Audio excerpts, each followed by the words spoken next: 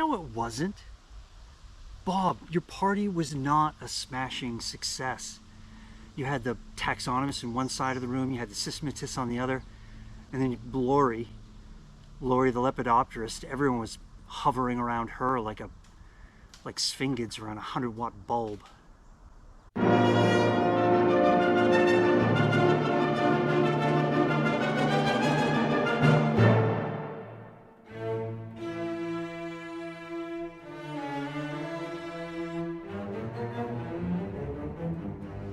Bees in the genus Bombus are found in all continents except for Africa and Australia.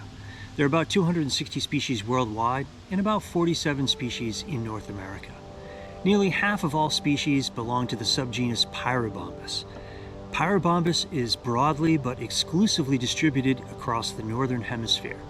There are about 50 species worldwide and about 19 species in North America. In this video, we will take a closer look at 4 species: the northeastern Bombus ternarius and 3 western species, Bombus melanopygus, Bombus huntii, and Bombus bifarius. These species all possess a splash of orange on their abdomens that helped inspire their group's name. Individual bees may forage on a few locally abundant host plants, but across the entire range of each species, they appear to be quite broad in their floral preferences. Each of the 4 bee species described here have been recorded visiting a long list of flowers that includes the ones pictured here.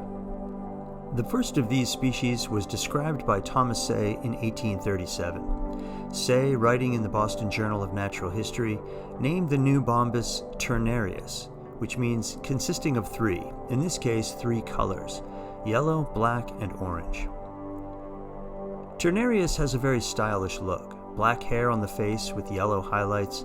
The yellow hairs on the back of the thorax emerge in 2 distinct patches, sort of a heart splitting down the middle. The orange on the abdomen is flanked with yellow. Ternarius can be confused with several species, including huntii. They both have a similar abdomen and a similar thorax, though the heart-shaped pattern on the posterior thorax of Ternarius will be more divided. The most divisive feature will be the abundant black hairs on the face of Ternarius. Huntii has an all-yellow face. 11 years after Say, in 1848, William Nylander, the original Bill Nye the Science Guy, a professor at the University of Helsinki, described another North American bombus and named it melanopygus after its dark tail. Melanopygus has some bright yellow on the hind thorax, but the rest of the yellow is dulled with intermixed brown hair, giving much of the yellow a slightly dull look. Melanopygus has a disjointed distribution, leading to the existence of more than one color pattern. Melanopygus is small among bombus. Workers like this one are 10 to 16 millimeters. Queens can reach 16 to 19 millimeters. Ternarius is similarly sized. 12 years later, in 1860, John Green, working in Philadelphia, described a new species from Utah and named it after its collector, Major Franklin E. Hunt, paymaster of the U.S. Army. Huntii is a stunning insect and has my vote for North America's most glamorous bee. Its head, thorax, and abdomen are clothed in bright golden hairs, accented with black, and, on the abdomen, a vivid orange. Huntii is big too. Workers are roughly 11 to 14 millimeters. Queens, like this one, can reach 19 to 20 millimeters. 18 years after Green, in 1878, Ezra Townsend Cresson described a new bombus with the belief that it came in 2 different color forms, and therefore named the new species bifarius, which means divided into 2 parts. Bifarius has a shock of white or very light yellowish hairs on its face and elsewhere, and does not come in Cresson's suspected 2-part form. The pale yellowish hairs are broadly separated on the hind thorax, and this separation continues on the abdomen.